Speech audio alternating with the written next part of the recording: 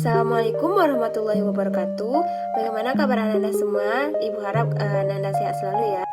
Baiklah, pada kesempatan kali ini kita akan membahas materi mengenai unsur-unsur hadis. Baiklah, sebelum kita memulai pelajaran, perkenalkan nama Ibu Zahra Zafira dengan NIM 2120139. Baiklah, sebelum kita masuk ke dalam unsur-unsur hadis, apakah anak-anak ibu udah tahu apa itu hadis?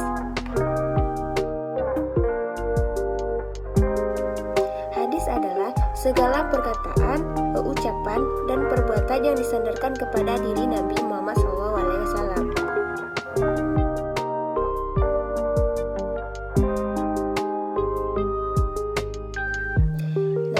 Selanjutnya kita akan masuk ke dalam unsur-unsur hadis. Yang pertama yaitu ada sanad, dan yang kedua ada matan, dan yang ketiga ada rawi. Kita akan membahas satu persatu poin-poin tersebut.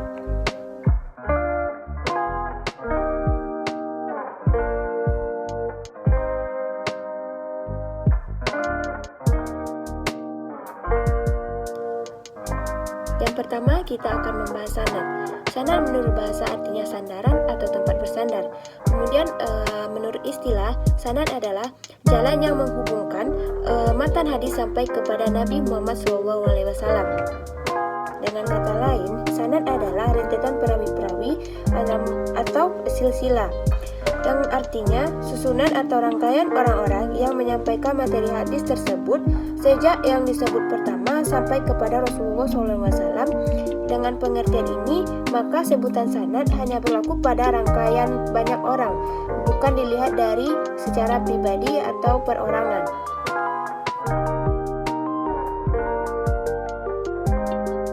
Nah, selanjutnya untuk contoh dari sanad ini, Anda bisa melihat dari slide yang sudah Ibu tayangkan di atas ya.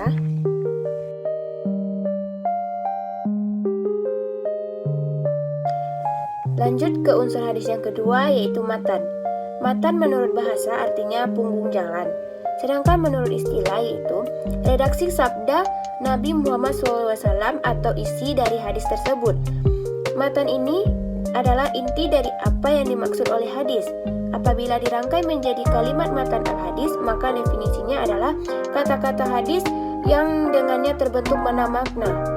Matan hadis terdiri dari dua elemen, yaitu teks atau lafal, dan yang kedua makna atau konsep. Sehingga unsur-unsur yang harus dipenuhi oleh suatu matan hadis yang sahih yaitu terhindar dari syadz dan ilat. Kemudian untuk contoh dari matan ini, Anda juga bisa melihat dari slide yang sudah Ibu bagikan ya.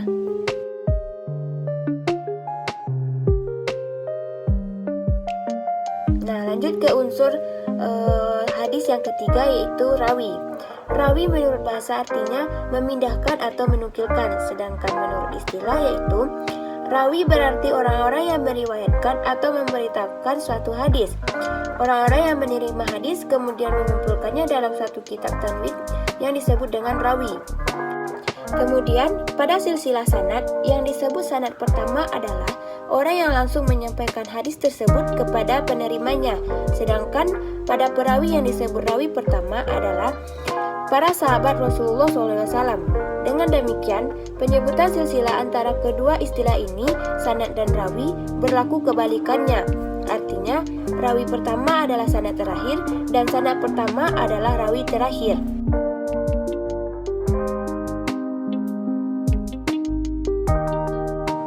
Adapun syarat-syarat untuk menjadi rawi ini yaitu yang pertama, adil. Adil dalam konteks studi hadis berbeda dengan adil dalam konteks studi persaksian atau hukum. Yang dimaksud adil adalah istiqamat al-mudin dan al-muru'ah, yaitu melaksanakan kewajiban-kewajiban dan menjauhi perbuatan-perbuatan haram yang mengakibatkan perilakunya menjadi fasik. Sedangkan al-muru'ah adalah melaksanakan adab dan akhlak yang terpuji, serta meninggalkan perbuatan yang menyebabkan orang lain mencelanya. Yang kedua yaitu muslim.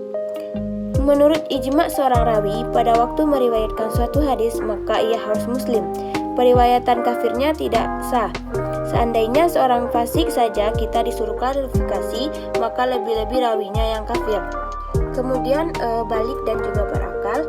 Dan selanjutnya tidak pernah melakukan perbuatan dosa besar.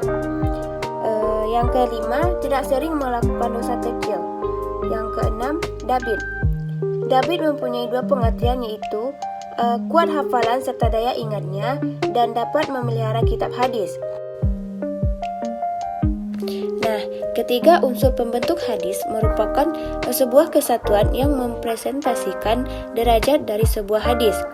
Sebuah hadis yang hanya menyebutkan matannya saja tanpa ada sanad dan nama-nama periwayatannya tentu perlu diteliti secara lebih lanjut. Kemudian di sisi lain, sanad serta periwayat tanpa dicantumkannya matan menghilangkan esensi dari hadis itu sendiri.